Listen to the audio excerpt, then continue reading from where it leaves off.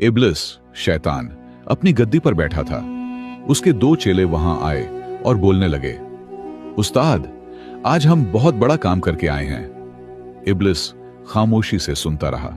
पहले चेले ने कहा, उस्ताद, आज मैंने एक नमाजी को तवायफ के कोठे तक पहुंचा दिया।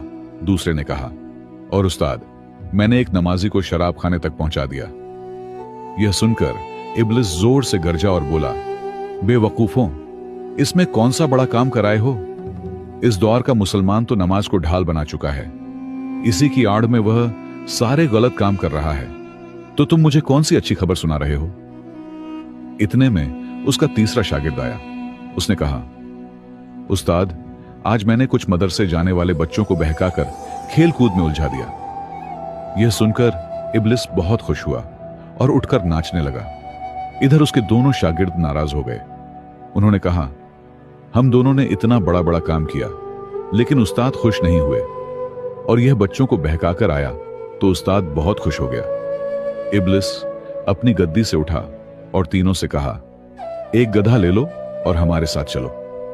तीनों रात के अंधेरे में गधे को लेकर एक जाहिल, अज्ञानी नमाजी के दरवाजे पर पहुंचे।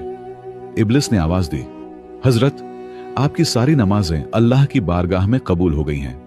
अल्लाह ने मुझे बुराका लेकर भेजा है आपको ले चलने के लिए। जाहिल नमाजी यह सुनकर बहुत खुश हुआ, दरवाजा खोलकर आया और रात के अंधेरे में गधे पर सवार हो गया। क्योंकि वह जाहिल था, उसे इल्म नहीं था कि बुराकत किसके लिए आता है। इब्लिस और उसके चेले उसे कुछ दूर ले जाकर एक बड़े नाले में धकेल कर लौट आए। फिर इब्लिस एक आलिम, समझदार नमाजी के दरवाजे पर पहुंचा और वहीं आवाज लगाई, हजरत, आपकी सारी नमाजें और इबादतें अल्लाह की बारगाह में कबूल हो गई हैं। अल्लाह ने आपके लिए बुराका भेजा है। मैं जिब्रील फरिश्ता हूं, आपको लेने आया हूं। आलिम ने दरवाजा खोला और कहा, मुझे लगता है कि तू इब्लिस शैतान है।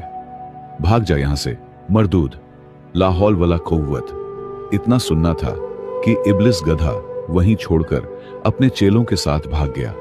दौड़ते दौड़ते इब्लिस बोला, देखा, इल्म वाले और जाहिल में क्या फर्क होता है? तुम दोनों ने जो किया उससे बेहतर यही काम है। अगर बच्चे पढ़ लिख कर इल्म वाले बन जाएंगे तो न जाने कितनों को इल्म सिखाएंगे। इसलिए हमारा पहला मिशन यही है, जो इल्म की तरफ जा रहे हों उन्हें रोकना, आवाम के लिए नसीहत।